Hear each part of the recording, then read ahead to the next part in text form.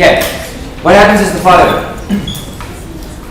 The labor demand in our real wage market is simply positively related to productivity, real output. In other words, we have labor demand here as a function of productivity. Okay, so I'm going to call productivity,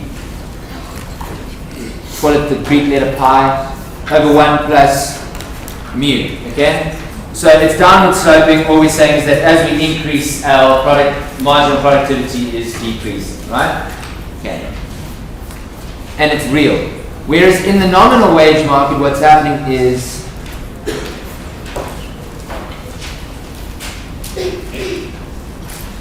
sorry, not the nominal wage market. When we're looking at this wage in the market where we're just dealing with nominal wages, the labor demand is obviously linked to productivity, but it's also linked to prices. Okay? In other words, as prices increase at any given wage level, firms are prepared to pay, at any given wage level, firms are prepared to hire more people. Because as the price level increases, the revenue that they get from selling the product increases. Right? And remember, if we're saying that the amount of labor that a firm wants to hire is positively related to its product, right? Then as that product becomes worth more, given some nominal wage, so firms would be prepared to hire more people. Does that make sense? Okay? So we spoke previously about productivity. The more people produce,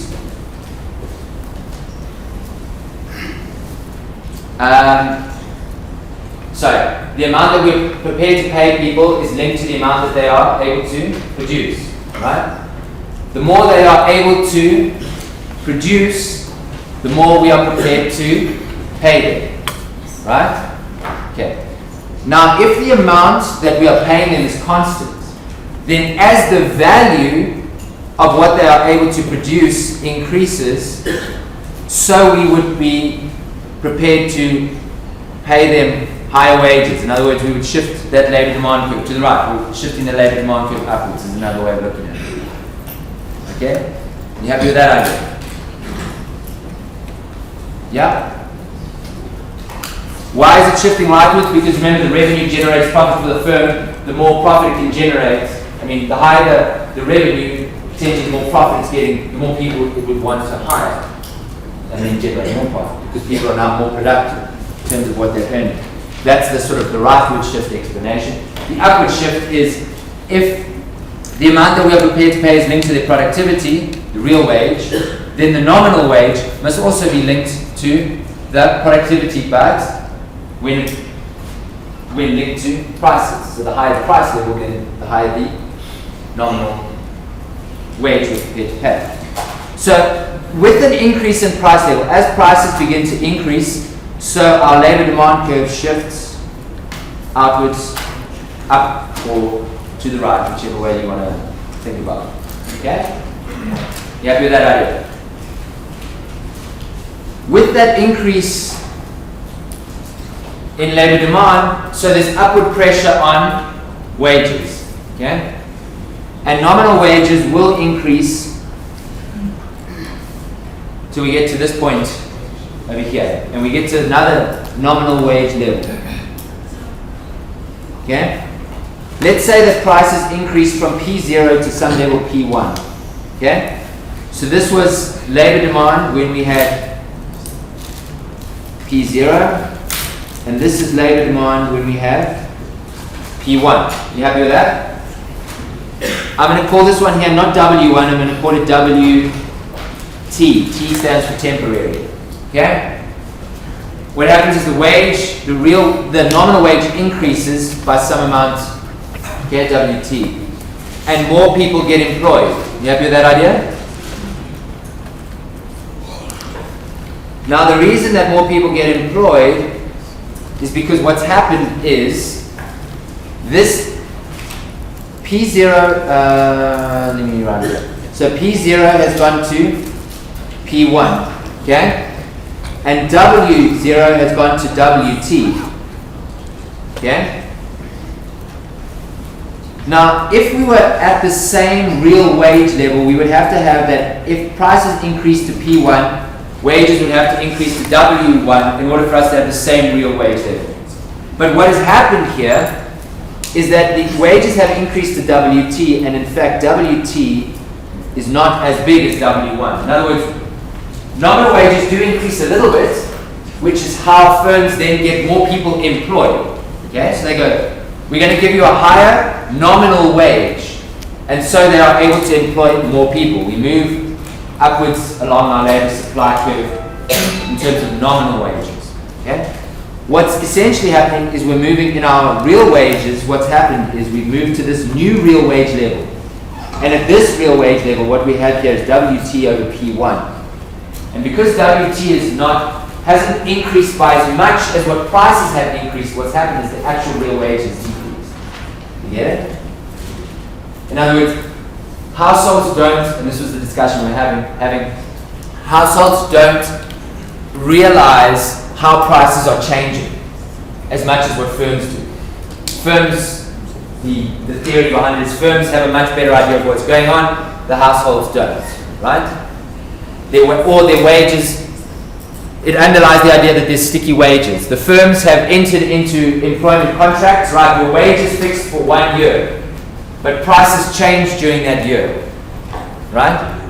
And if prices increase by more than what people thought they would increase, their real wage essentially is decreasing, but there's nothing they can do about it because their employment contract is fixed. So they just have to accept a slightly lower real wage. In the meantime, if the firm is employing new people, it employs those people and it offers them higher nominal wages than what it offered initially to people in employment.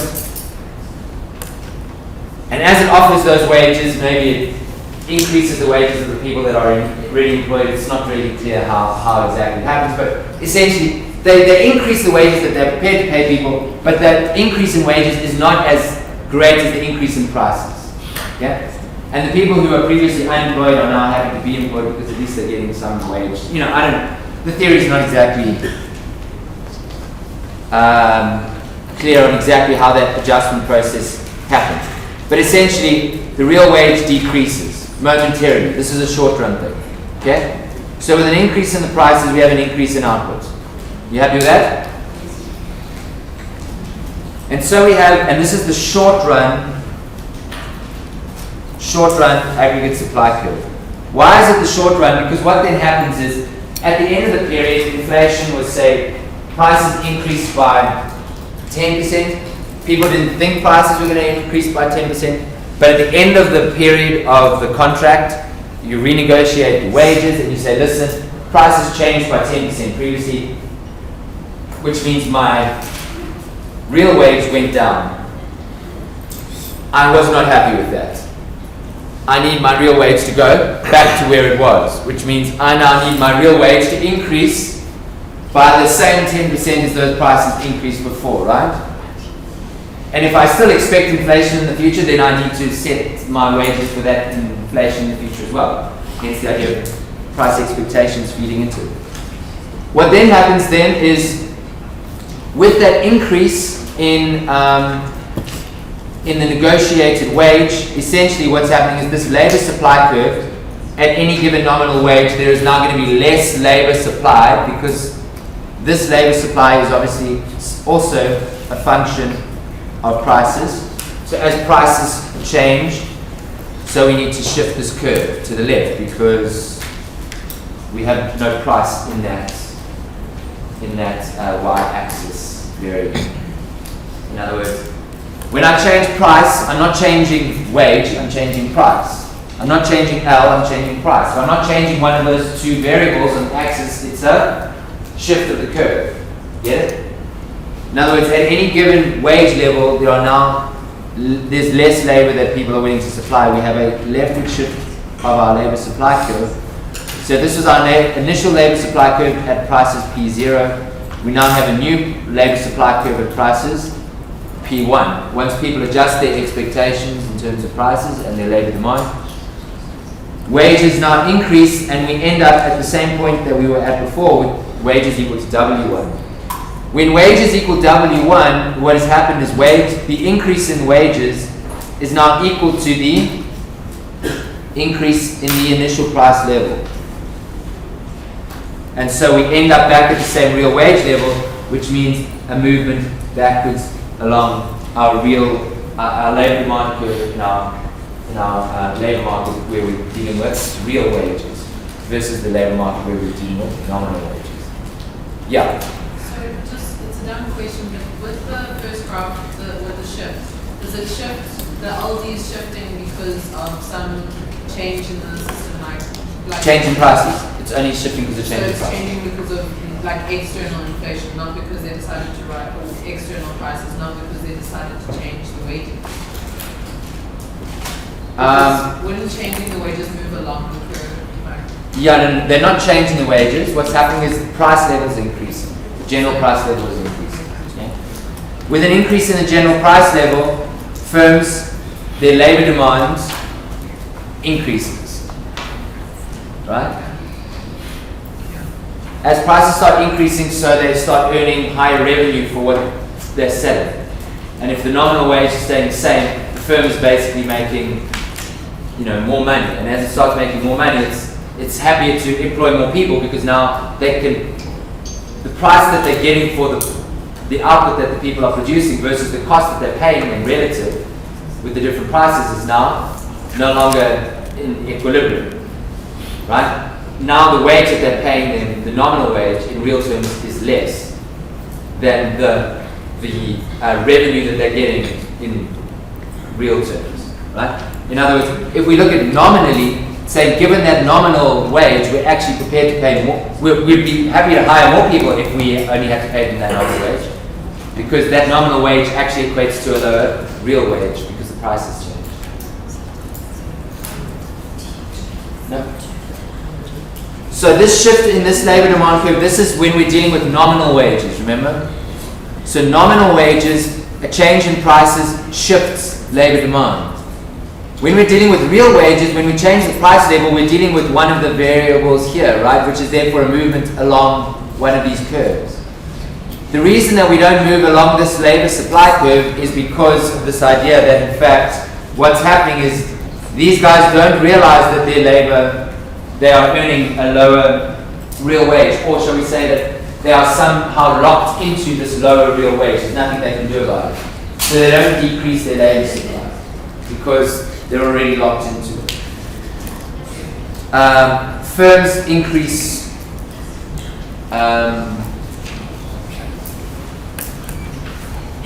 the nominal wage that they're prepared to pay, but that increase in nominal wage is not as high as an increase in the prices.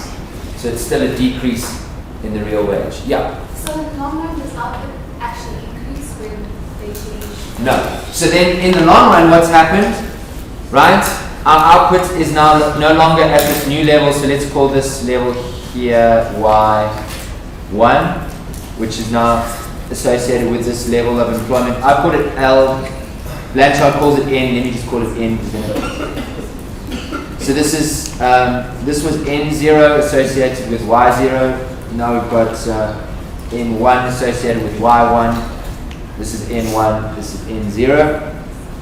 Okay? With this shift in the labor supply back to the left because of that increase in prices, what happens is the short-run aggregate supply curve therefore shifts to the left, and we end up back at the same level of output, Y0. Sorry, let me draw it brown so that it corresponds to the other one. Shift to the left of the aggregate supply curve. So this was aggregate supply curve when we had our initial situation. I'm just going to call it aggregate supply curve A, and now we've got short run aggregate supply curve B. This shift due to this shift over here. So let's call this one labor supply A generated short-run aggregate supply curve A, labor supply curve B generates short-run aggregate supply curve B.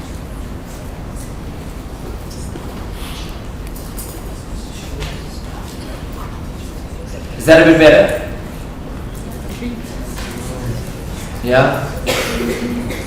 Yeah, go and, like I say, go and read the stuff, make sure you're prepared, because yeah, everything we're doing in macro, remember, it's like if you thought it was difficult at the beginning, well, that's now the easy stuff, and so we continue on, right? And it just builds up and gets more and more and more. So the better prepared you are when you come here, the better we can negotiate through these things. Are you happy with this idea? Yeah? So, in other words, what I was trying to say in this diagram where it was getting very complicated was trying to show you two different labor supplies in one, and sorry, two different labor markets, one with nominal wages, one with real wages. And trying to explain it using one diagram, and it just was not working. So when you split it into the two different diagrams, you can see it. I don't think any of those readings split it into two different diagrams, do they? No one knows anyway. So cool.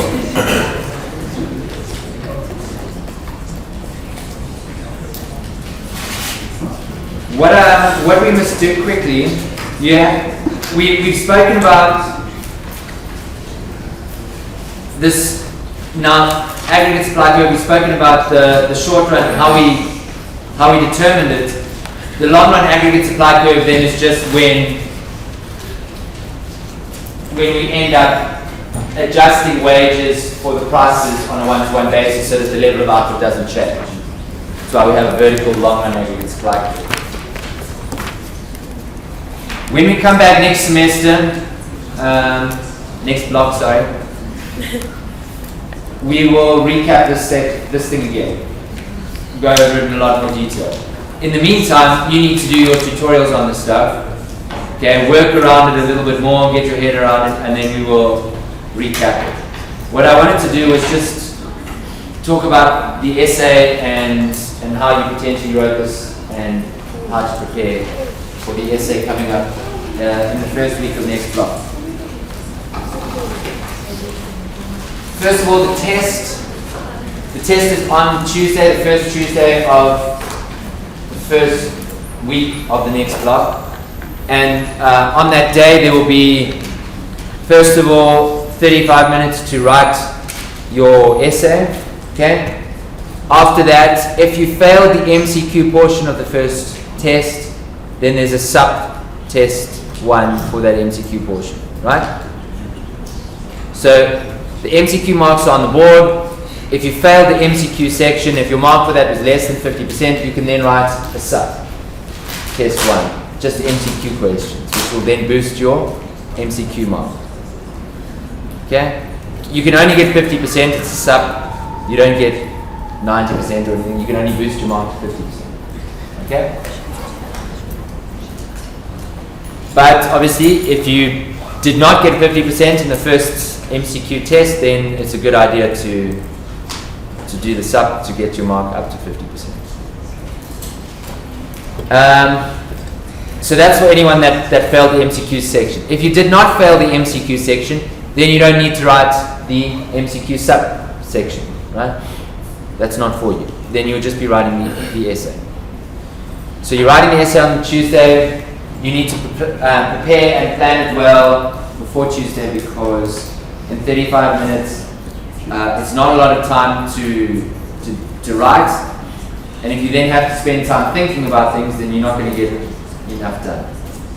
You need to write about 400 words.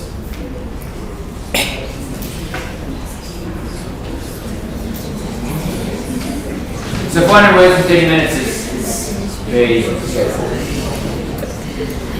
Okay, so what happened was then, this is your practice essay.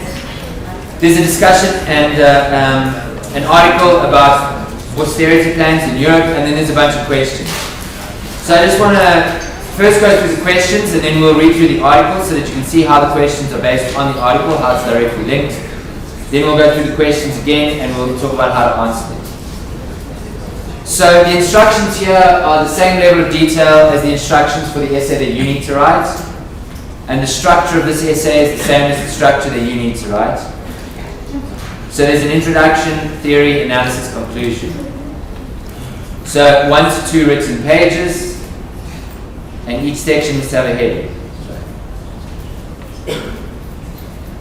In the theory section, it says define long-run aggregate supply, define short-run aggregate supply, define aggregate demand, and briefly explain why changes in aggregate expenditure lead to changes in aggregate demand. Draw a set of diagrams that illustrate all of these things and label them appropriately.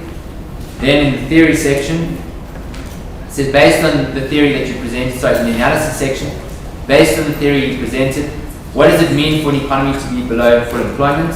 What can a government do to get you back to full employment?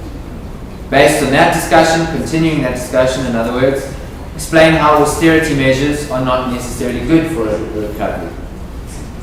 Then illustrate what happens when you implement austerity measures, and then make reference to your diagram and say, well, what happened to prices, what happened to output after austerity measures have been put in place? And therefore, given your analysis, is it good to have austerity measures? Okay. So what is the article about? The article says the following. A bunch of European countries have been told that they need to reduce their public debts, and in order to do that, what they need to do is implement these things called austerity measures. So Ireland was the first to bring in austerity measures. What are these things? Well, it's shown here. The austerity plans combine higher taxes, excuse me, lower salaries to public servants, lower social welfare, retirement forms, and other cost-cutting measures. Okay? Surprise, surprise. It says these measures were intended to reassure the world about the health of the European economy. In other words, the European economy was looking pretty poorly, and the governments were in a lot of debt, so they said, okay, well, we'll reduce our debts so that our economies look better. But obviously, well, not obviously, but what's happened is that many of these European countries are in a recession, and unemployment rates are increasing. So now people are going, well, hang on a minute. Are these austerity plans a good idea? So, based on what you know already, what do you think? The world global economy is going into recession, and Europe decides they're going to get out of this problem by implementing austerity measures. Is that a good idea or not? So first of all, how does long-run aggregate supply work? How does short-run aggregate supply and aggregate demand? Why are we asking you to define these things? Because when we're talking about austerity measures, we're talking about an increase in government spending. When you're talking about austerity measures, we're talking about changes in government spending and changes in taxes, right? What do changes in government spending and changes in taxes do? They change aggregate expenditure, which changes aggregate demand. When you change aggregate demand and you discuss aggregate supply as well, what happens to the equilibrium level of output? Well, in the short run, it decreases.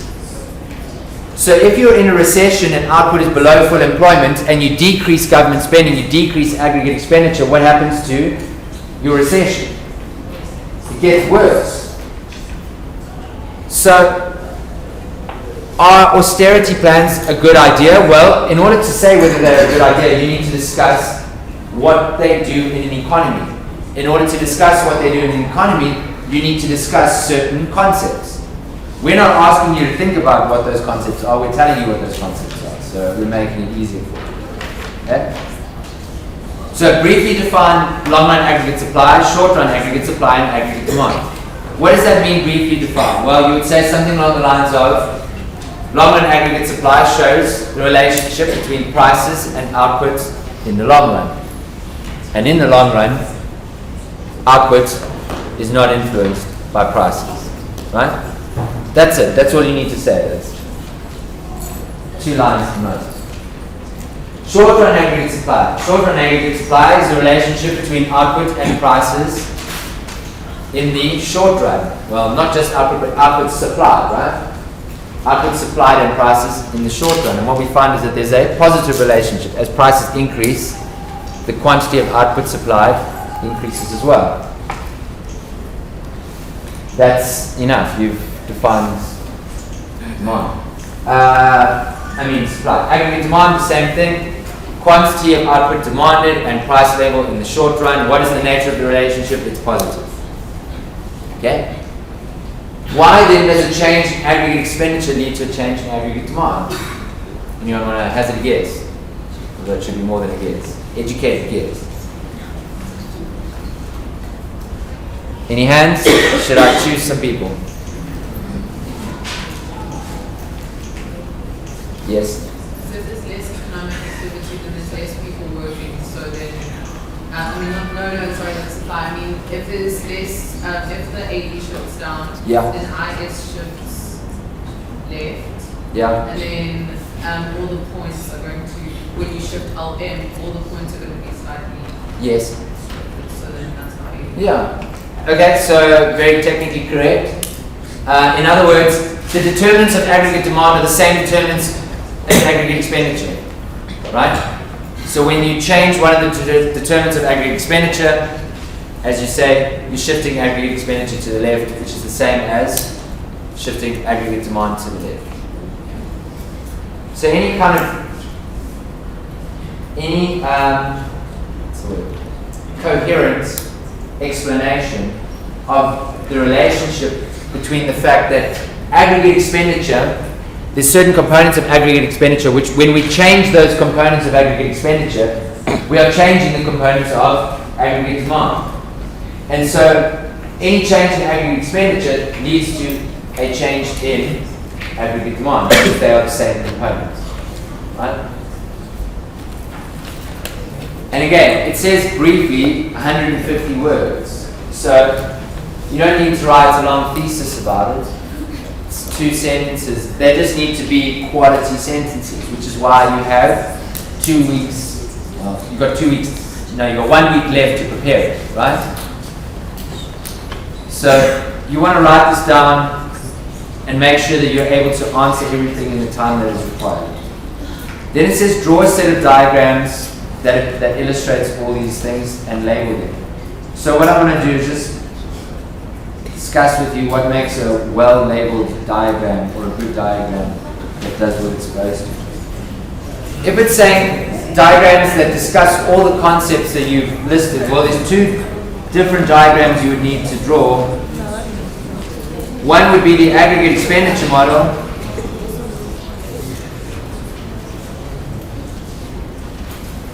The other one would be the ASAD.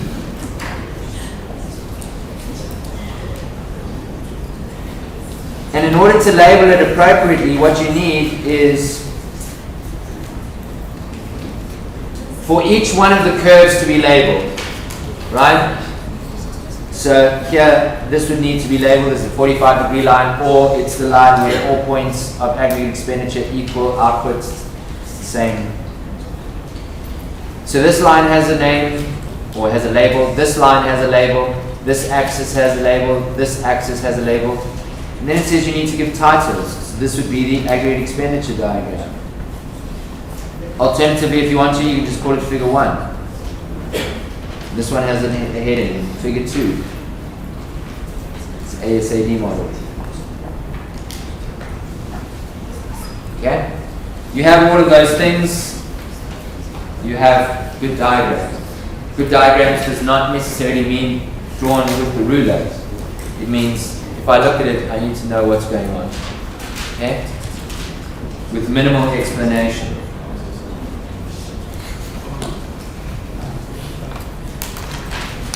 So having discussed these concepts and having drawn diagrams of them, now says, right, based on your theory, describe what it means for an economy to be below full employment. So how would you describe being below full employment?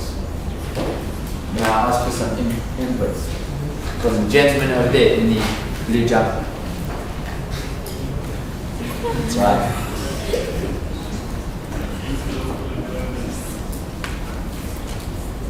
Remember, you've drawn diagrams, you've discussed the concepts of long run aggregate supply, you've discussed the concepts of short run aggregate supply and aggregate demand. You can refer to any of those things. Okay? Anyone want to offer an opinion? May I ask for an opinion here? Can I get an opinion from you? How would you describe being below full employment? Being below full employment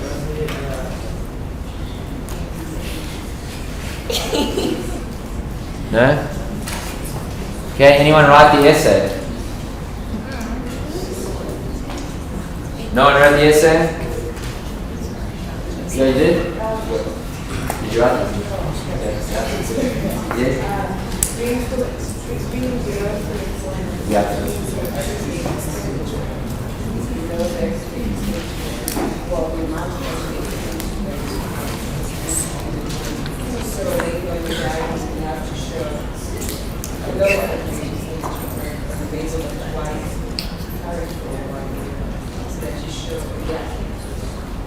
Okay?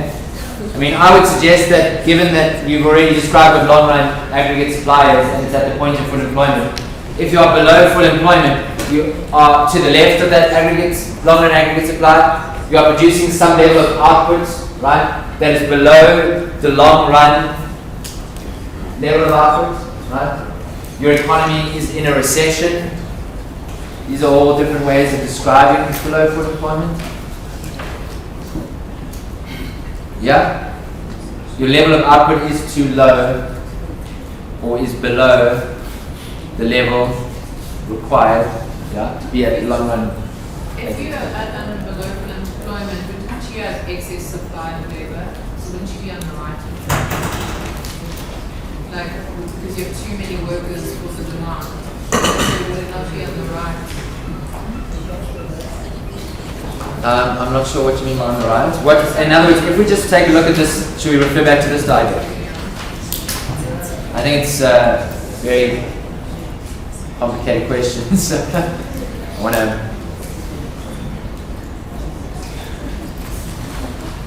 Okay. If we've got our short run aggregate supply as an example here, right, with our full employment over there. Okay. And let's say that our aggregate demand had shifted to move us from our initial level of output here, Y0, to this new level of output, Y1, right? Which had raised the price level and brought us to this point over here, right?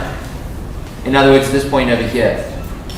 Sorry, yeah, I meant when I said supply, I meant supply of labor. So on the top graph, it would be on the right of the original point. So here we are to the right of the original point, and on the right, I mean above our full employment level.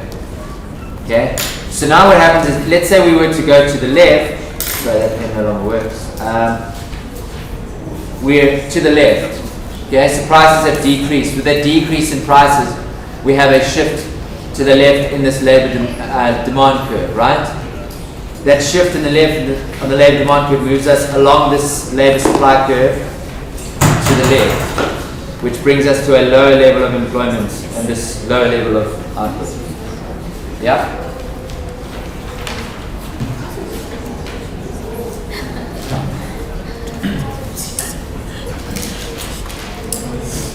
So what fiscal measures could governments use to promote economic activity in that situation? You're in a recession, what can government do to boost output? Decrease taxes or increase government spending. Okay, so now you've pointed out that those would be the sorts of actions that would be required to get us to full employment.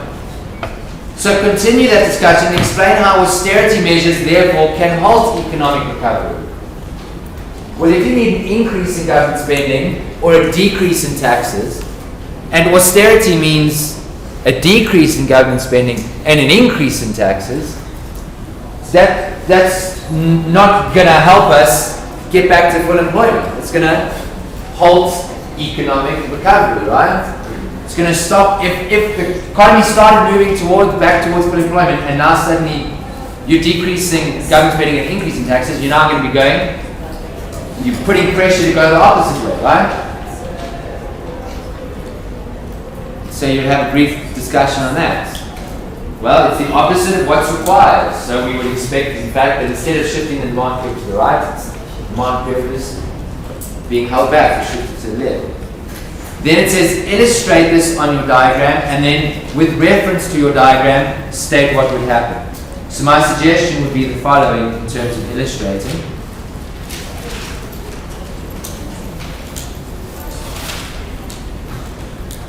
So you want to show some situation.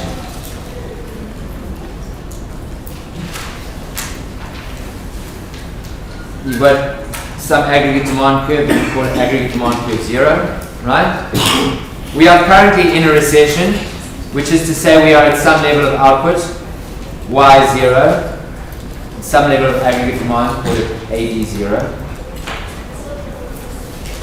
What would austerity measures do?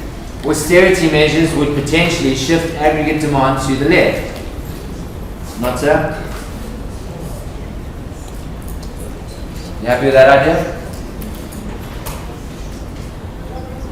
Which would mean that if we had started at Y0 and P0,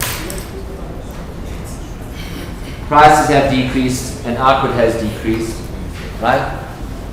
In terms of your aggregate expenditure, what's happening? Well,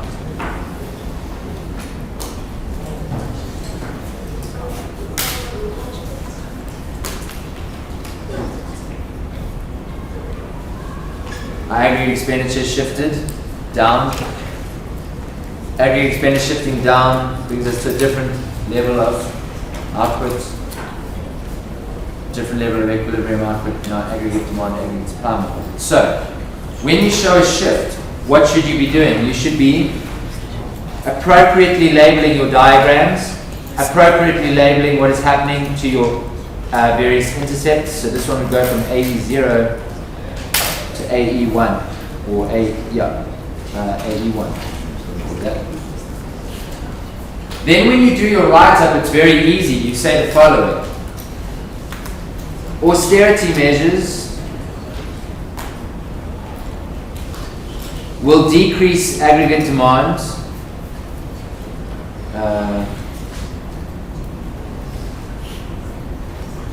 from AD0 to AD1. As a result, prices decrease from P0 to P1, and output decreases from Y0 to Y1. So you've made reference to your diagram. In illustrating on your diagram, you've made your explanation that much clearer, and you haven't had to give a long, detailed description of what's going on. I've written 3 lines.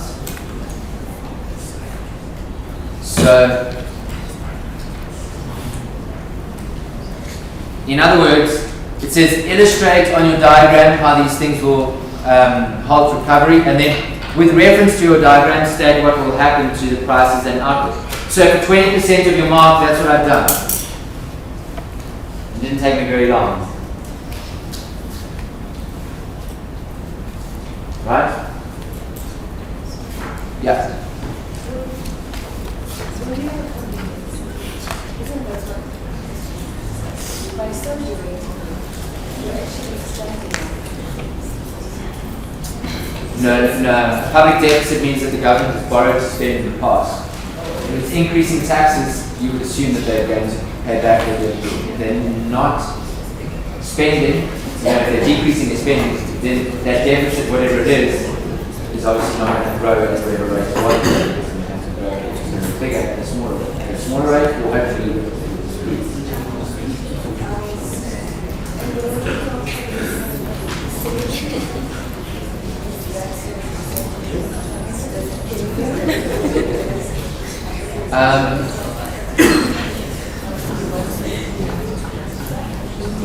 So public savings. Yeah. So you have national savings. So public savings will be what? D minus I mean T minus G. Yeah. So, exactly. So, public savings would be if T was greater than G. Public deficit would be if G was greater than T. So what they're now saying is G must get smaller and T must get bigger. Which means the deficit must be quite equal. If the deficit is G minus, sorry, if the deficit is, no, if the deficit is G minus T, right? Yes. Yeah, if, sorry, not G minus T. The deficit is if G is bigger than T. That's what the deficit is. And what you're saying is make G smaller and make T bigger. So that's going to be okay,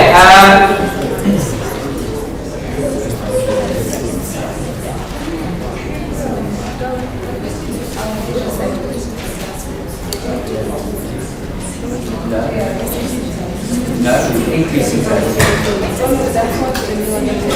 Yes, we're saying it should be the opposite. That's right.